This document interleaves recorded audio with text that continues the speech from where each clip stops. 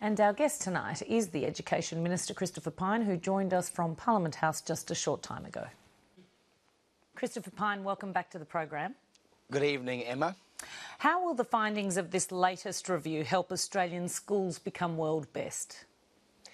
Well, that's a very good question. The most important thing in a school is the teacher and the quality of teaching. But one of the second most important things is the curriculum, the robustness of the curriculum and what our children are being taught. So this curriculum review is a very timely document because 5 years after the national curriculum began, it was time to look at what was being taught, and that the key aspects of the curriculum review are that we need to declutter primary school, focus more on history, literacy, numeracy, science, in the primary school years to give our students a very good grounding, that perhaps we're trying to do too much breadth and not enough depth in primary school, that we need to engage parents more, so have a parent-friendly version of the curriculum so that they can keep up with what their children should be doing, and that rather than trying to fit the content into the three themes of Aboriginal and Torres Strait Islander culture, Australia's place in Asia and sustainability, in fact the themes should fit the content, so putting it the other way around. So rather than trying to squeeze content into themes, let the content stand for itself. For example, trying to squeeze Aboriginal and Torres Strait Islander culture into mathematics was difficult. We shouldn't be hidebound by those themes. 14 years ago, only one country outperformed Australia in reading and in science. Now we're being beaten by 7 countries in science and 9 in reading. How have we ended up here? Because we haven't focused on the basics, Emma. We've spent a great deal of money, 40% more, on school education in the last 10 years, but we haven't focused on the basics. Teacher quality, autonomy in schools, parental engagement and the curriculum. We've allowed ourselves to be distracted with other issues, and our competitive nations, particularly in Asia, they have focused on the basics. So what this review says is we need to have a back-to-basics approach, that literacy should be taught around phonics, for example, so children should be required to be able to read before they can learn. And that sounds very simple, but we've allowed ourselves to follow things like whole language learning, where children emerged from school unable to understand grammar and punctuation and even spelling. But as long as they could convey the message they wanted, that was regarded as acceptable. Well, it isn't acceptable, and it's not going to be acceptable in an internationally competitive education environment. And we want our children to be able to compete not just with Australian students, but with Korean students, Japanese students, Singaporeans, etc., all around the world. 10 years ago, the then Coalition Education Minister Brendan Nelson commissioned an inquiry chaired by the late expert on teaching and learning Ken Rowe. It also found that teachers weren't properly trained in how to teach reading, that there wasn't enough focus on phonics, as you just mentioned. 10 years later, that report made 20 recommendations and none were adopted. Why do governments keep commissioning education reports that get ignored? Well, that's a very good question, and my attitude to this review is to be captain cooperative, Emma. I want to work with the states and territories rather than see this as a competition between us and them. The states and territories run the schools. It's very important that we work together collaboratively to bring about the outcomes we want for our students, good outcomes. 10 years ago, we didn't have a national curriculum. The Howard government put it on the agenda. Julia Gillard, to her great credit, took it up and ran with it and implemented it. Now, 5 years later, with me as the Education Minister, we have a comprehensive, well-researched and, quite frankly, well-received review. I think a lot of people are surprised at the absence of ideology in the review and the basis around practicality. And I believe that we can work with the states and territories to put students first and to get the outcomes that we want for our students. You talk about an absence of ideology. The report says the curriculum lacks focus on our Judeo-Christian heritage. Should that really be a priority? Sure, that's not ideological. That's simply a statement of fact about what kind of country we are and where we've come from. So before 1788, our history was Aboriginal and Torres Strait Islander culture and history almost exclusively. Since that time, obviously since colonisation, Western civilisation, our Judeo-Christian heritage has been the basis of our development as a nation. So therefore learning about where we've come from is not ideological, it's simply learning about where we've come from. So does the government specifically want to see more Christian teaching in schools? No. And that's not what that recommendation says. It's not about teaching more Christianity, it's teaching about our heritage. The fact that we are basically European since 1788 and that we've struggled in the last couple of hundred years to reconcile colonisation with our Indigenous heritage, and more recently we've been getting better at that, and we want to get even better at that into the future. But knowing about our Western heritage is not repudiating our Indigenous heritage, and it's not Christianity, it's just history. The $250 million you've set aside in the budget to spend on school chaplains, do they have to be Christian? No. So they can be Jewish rabbis or Muslim imams? Correct.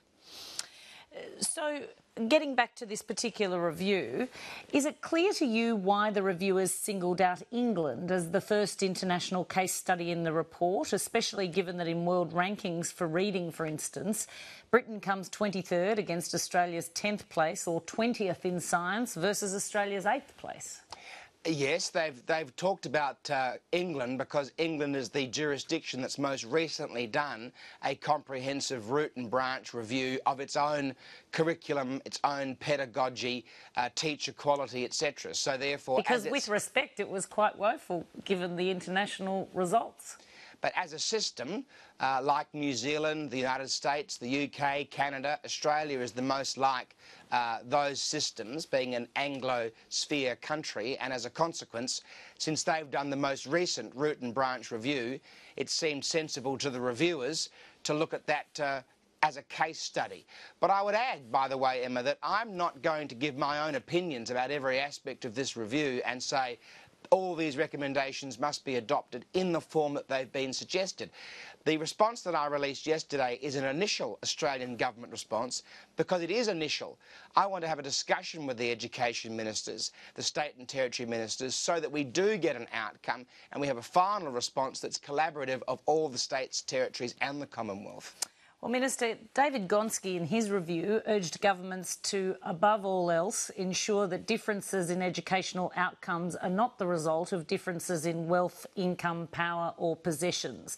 Is that a priority of your school's policy? Well, the Gonski review was about school funding, Emma. The curriculum review is about the curriculum. But can I draw you back to the specific question? And that was underlying his entire report. He made this a priority in the beginning, in his executive summary and all throughout, that the basis upon which he was recommending a change in the funding model was to try to address a problem where the differences were often in Australia the result of wealth or possessions or power. In fact, the OECD PISA report in December last year found that in 8 out of 10 cases of what a student's results are, it is because of the teacher that they've been allocated in their classroom. 1 out of 10 was SES, socioeconomic status background, and 1 out of 10 was all other reasons. And if I can just draw you back for a minute, because the OECD also found in its last PISA results that Australia had a far higher than OECD average discrepancy between the achievements of the top students and those at the bottom in terms of disadvantage and disability.